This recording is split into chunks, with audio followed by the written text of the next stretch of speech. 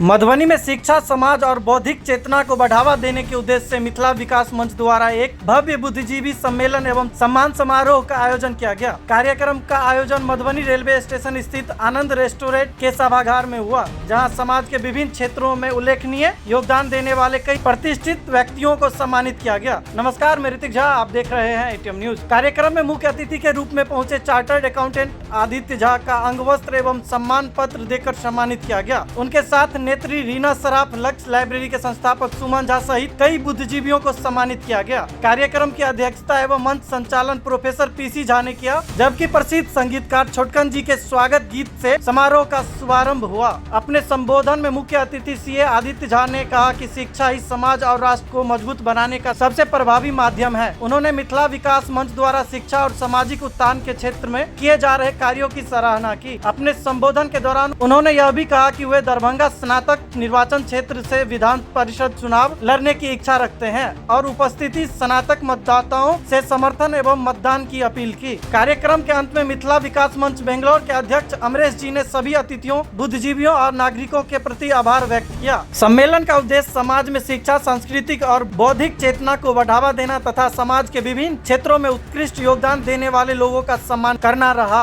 आगे वक्ताओं ने क्या कुछ कहा, सुनिए वीडियो में। सर, अहाँ अपने सीए छियै, एतेक नीक प्रोफेशन है और एतेक नीक लाइफ स्टाइल में जीवै छै, तहन की जरूरत छलै जे राजनीतिक क्षेत्र में एलियै? हौसला टूट जाइ छै ई निर्णय ले के लेल, और जखन क्षेत्र में कॉन्फिडेंस टूट जाइ छै, लेकिन ओहिके बावजूदो अपन हौसला के बुलंद कऽ कऽ, अपन मन के स्थिर कऽ कऽ समाज के लेल, खासकर शिक्षा के लेल और मिथिलांचल के लेल अपन सारा कंफर्ट छोड़ि कऽ, अपन सारा सुख शांति के छोड़ि कऽ और वापस फेर से समाज के सुधारे के लेल प्रयास में लागल छै। सर, की अहाँ के मोटिव छै चुनाव फील्ड में आबऽ के? की पर ज्यादा विशेष फोकस रहते अहाँ के और कोन क्षेत्र में ज्यादा विकास हेतै अहाँ के? सबसे पहिने और सबसे फर्स्ट प्रायोरिटी हमरा लेल शिक्षा छै। हम शिक्षित छियै और शिक्षा के महत्व हम बहुत ही गहराई से समझै छियै। तैं हमर माननाइ छै कि समाज के विकास के लेल और खास फ्यूचर बेहतर अगर करे के छै तो शिक्षा के बहुत ही बेहतर केनाइ जरूरी छै।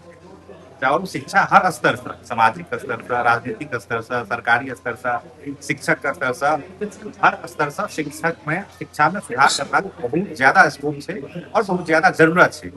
अही विषय के मन में लऽ कऽ और अही क्षेत्र में बहुत संभावना है समाज के आगे बढ़वे के लिए, अही सब सोच कऽ क्षेत्र में एलिए हन और सब दर्शक से अहाँ के माध्यम से आग्रह करे छियै कि एवरी सहायता करियो, सपोर्ट करियो और हमरा विधान परिषद पहुंचाबे के अहाँ सब आशीर्वाद दियो। हम समाज के आवाज बन कर, हम समाज के शिक्षा के समस्या के लऽ विधान परिषद में बहुत ही पुरजोर तरीका से उठेबे और जतेक भी समस्या से हम पूरा प्रयास करबे कि ओकरा हम समाधान करबाके। सर, क्षेत्र तो बहुत लंबा है, मधुबनी, दरभंगा, समस्तीपुर, बेगूसराय तक क्षेत्र है और लगातार अहाँ क्षेत्र में घूम रहे की एहन समस्या नजर अबैया जे बतबैत अहाँ के बहुत सारा वोटर छै, ओहो सब बतबैता केहन एहन समस्या सब आबि रहल छै? देखिए, समस्या तो बहुत बेसी छै। सबसे बड़का समस्या छै अहाँ के ग्रेजुएट लेवल पर में जे सेशन के लऽ कऽ अहाँ के 3 साल के ग्रेजुएशन 4 साल में, 5 साल में कंप्लीट होइ छै। अब समस्या छै कि 4 साल या 5 साल में कोनो भी सेशन कंप्लीट होइ छै तऽ कोनो भी कॉम्पिटिटिव एग्जामिनेशन के लेल एक टाइम फिक्स कयल छै। कोनो में 28 साल, कोनो में 30 साल, कोनो में 32 साल। अहाँ के 3 साल के कोर्स अगर 5 साल में कंप्लीट रहे, 2 साल तक एक्स्ट्रा चलि गेल। अगर अहाँ एके अकॉर्डिंग अहाँ एसएससी एग्जाम दै छियै, रेलवे एग्जाम दै छियै, बीपीएससी, यूपीएससी, तो वो बोर्ड इस चीज कंसीडर तो नहीं करे छै ना कि आपका 3 साल का एग्जाम 5 साल में बाद 2 साल का वो ग्रेस दिया जाए ना।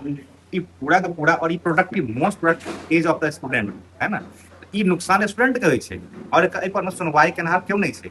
और ई समस्या कोनो नया नहीं छै। ई समस्या तब हम 2002-3 में ग्रेजुएशन में रहिए तहु समय में रहे और मोर और लेस अभी भी है। चाहे इंफ्रास्ट्रक्चर के समस्या हो, चाहे सिलेबस के व्यवस्था हो, चाहे कोनो भी कॉलेज में आए के टाइम में प्रोफेसर के संख्या बहुत ही नगण्य है। पॉलिसी जो एजुकेशन के सिलेबस है वो बिल्कुल अहाँ के नॉन एम्प्लॉयमेंट जेनरेटेड है।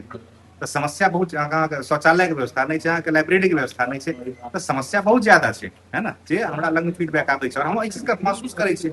हमहूँ एलएनएमयू के प्रोडक्ट छी, यहाँ के पढ़ने छी, यहाँ के टीचर के, यहाँ के फैकल्टी के एटमोस्फेयर, हर चीज से भली भांति हम अवगत छी। सर, मधुबनी के जनता के संदेश की देबऽ चाहब हमर वीडियो के माध्यम से? देखियो, मधुबनी के जनता तो खास कर मतलब प्रबुद्ध वर्ग होइ छथिन और हम की मतलब जग जाहिर है ना। तैं हम मधुबनी के जनता के साथ साथ पूरा दरभंगा प्रमंडल के जतेक भी स्नातक वोटर छथिन और समाज के प्रबुद्ध आदमी छथिन, हम सब गोटा से आग्रह करऽ चाहबन जे एहि बेर शिक्षा के आगू बढ़बाक लेल और शिक्षा के मूल केंद्र में राखे के लेल हमरा अहाँ सब आशीर्वाद दियो, अहाँ सब सपोर्ट करियो।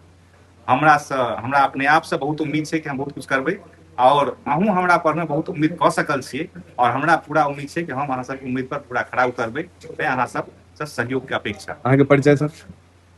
हमर परिचय, हमर नाम सीए आदित्य झा भेलै। हम पेशा से चार्टर्ड अकाउंटेंट छियै और व्यापार भी छै, अपन बिजनेस भी छै।